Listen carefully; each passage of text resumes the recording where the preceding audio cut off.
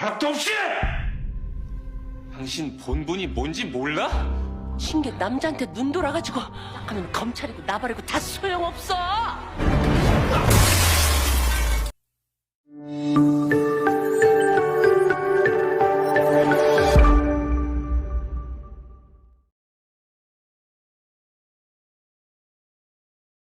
Pihak kejaksaan datang ke kantor Yayasan Wansu dan menangkap kakak Wansu dengan tuduhan penggelapan.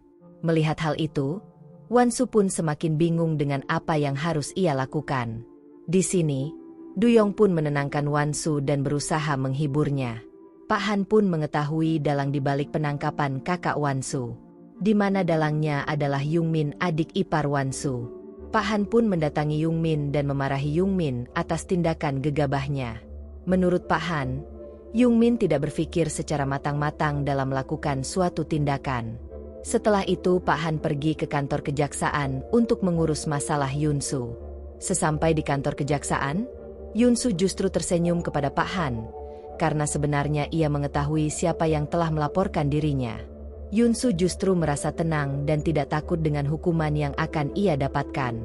Karena sejatinya, ia tidak bersalah. Bahkan, semua rahasia terkait perusahaan Huain Group ada di tangannya. Setelah itu, Pak Han pergi untuk menemui pimpinan Park atau mertua Wansu. Ibu Park merasa khawatir dengan ditangkapnya Yunsu. Rahasia besar milik Huain Group akan terbongkar. Namun Pak Han menenangkan Ibu Park. Jika saat ini yang akan disalahkan hanya Yunsu saja. Setelah itu, mereka berdua memanggil Wansu. Ibu Park menanyakan kepada Wansu, apakah Wansu memiliki hubungan khusus dengan pengawalnya? Pak Han juga memberikan foto Wansu dengan Duyong yang tengah bersama. Wansu pun merasa tersinggung dengan hal itu. Namun, ia berusaha tetap tenang. Wansu kemudian mengatakan, jika kebersamaan Wansu dengan Duyong pada saat itu adalah hal wajar. Karena pada saat itu, ia tengah dalam kondisi berduka. Dan di sini, Duyong hanya menenangkan dirinya. Jawaban yang diucapkan oleh Wansu pun bisa diterima dan masuk akal. Kemudian, Pak Han mengatakan, jika buku besar milik Huain Group yang ia simpan menghilang. Menurut saksi mata, Duyong telah masuk ke pavilion Pak Han, dan kemungkinan besar Duyonglah yang mengambilnya. Pak Han menanyakan kepada Wansu, apakah Wansu terlibat dengan perbuatan Duyong tersebut? Wansu kemudian menjawab, jika memang dirinya yang meminta Duyong mengambil buku besar tersebut. Namun, Wansu tidak akan membocorkan rahasia Huain Group, karena ia hanya ingin melihat data yang ada di buku besar, sebelum ia mengubah yayasan menjadi organisasi internasional. Ibu Park justru mengatakan, jika ia ingin membunuh Duyong karena telah mengetahui rahasia besar Huain Group, dan ia kesal, karena buku besar berada di tangan yang salah.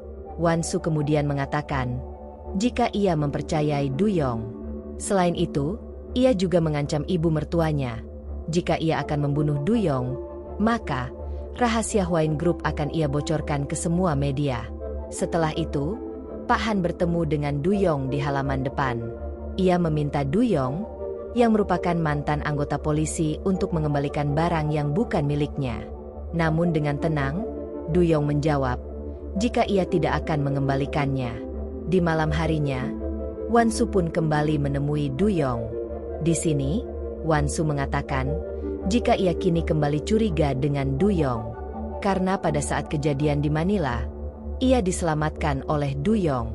Dan tiba-tiba, Duyong pun kembali hadir di hadapannya, dan malah menjadi pengawalnya. Di sini, Duyong memahami apa yang dirasakan Wansu. Duyong kemudian menjelaskan terkait isi buku besar tersebut, di mana seluruh dana taktis yang selama ini mereka urus, semuanya kembali kepada Ibu Park atau ibu mertua Wansu. Sedangkan kakak Wansu hanya menjadi kambing hitamnya saja. Wansu kemudian mengatakan, jika ia telah mengatakan kepada Pak Han dan juga ibu mertuanya, jika ia yang menyuruh Duyong mengambil buku besar tersebut. Duyong yang mendengar hal itu pun marah besar. Karena dengan tindakan itu, mereka pasti akan mengincar Wansu dan membunuh Wansu. Wansu justru mengatakan, jika ia tidak mengungkapkan hal itu, maka mereka akan mengincar Duyong dan membunuh Duyong. Ia tak ingin jika Duyong terluka. Di sisi lain, Jang Tera dan ibunya yang lelah, karena selalu dipandang sebelah mata oleh Wine Group pun berencana untuk menyebarkan berita terkait penangkapan Yungsu atas penggelapan dana. Ia juga menyebarkan isu tentang retaknya hubungan keluarga Wansu dan sang suami. Ibu Park pun panik melihat berita itu. Pak Han kemudian memberi ide kepada Ibu Park, jika mereka harus membuat berita yang lebih heboh untuk menutupi kasus tersebut. Pak Han berencana untuk menyebarkan terkait perselingkuhan Wansu dengan pengawalnya. Namun, Ibu Park justru ragu, karena ia takut jika Yongkook akan malu dengan hal itu. Pak Han meyakinkan Ibu Park dengan mengatakan, jika hal itu justru bisa menjadi alternatif cara, supaya Yongkook bisa mewarisi Wine Group. Setelah itu, Ibu Park meminta Wansu untuk pergi ke Busan dengan Yongkook untuk menghadiri resort baru. Ia ingin Wansu berfoto bersama dengan Yongkook dan memberi donasi, supaya berita terkait perceraian mereka memudar. Namun, Wansu diminta pergi terlebih dahulu. Karena Wansu tidak tahu menahu tentang rencana ibu mertuanya, ia pun menyetujui hal itu. Di sini, Pak Han teringat saat sebelum Pak Kim meninggal dunia, di mana Pak Kim baru saja pulang dari Amerika dan baru saja membuat surat wasiat.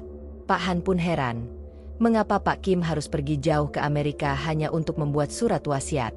Ternyata, Pak Kim tahu, jika Pak Han tidak bisa ia percaya.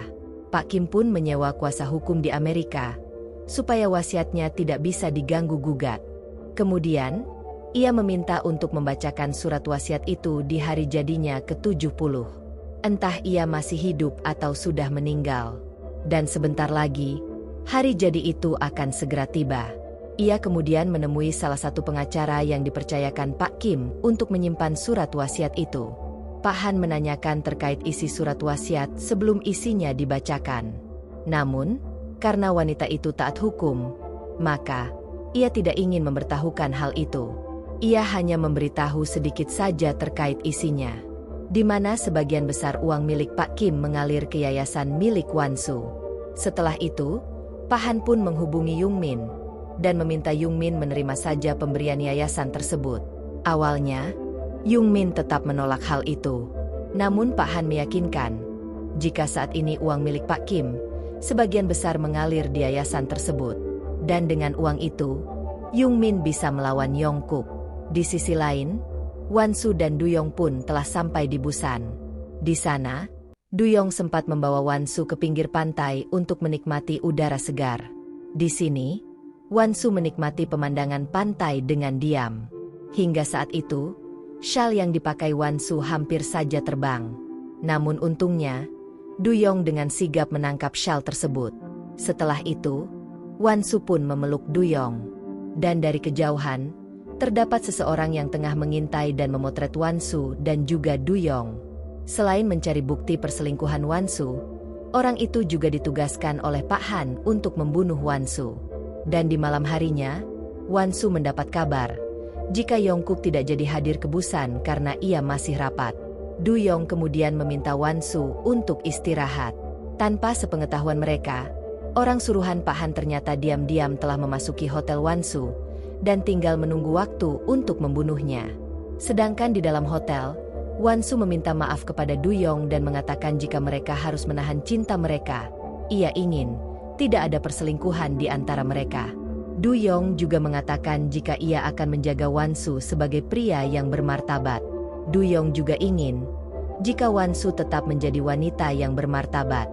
Saat Duyong tengah menjaga dari luar, pesuruh yang hendak membunuh Wansu pun masuk ke kamar Wansu. Untungnya, Duyong sempat melihat bayangan orang di dalam kamar Wansu. Ia pun langsung bergegas masuk ke dalam kamar Wansu. Duyong pun berusaha menyelamatkan Wansu. Ia meminta Wansu untuk segera pergi dari tempat tersebut. Sedangkan dirinya hendak melawan penjahat itu terlebih dahulu. Namun, saat Duyong melawan orang itu, ia sempat kalah karena orang tersebut sangat ulet dalam berkelahi. Sampai saat Wansu ditemukan dan orang itu bersiap membunuh Wansu. Duyong berlari dan berhasil menyelamatkan Wansu.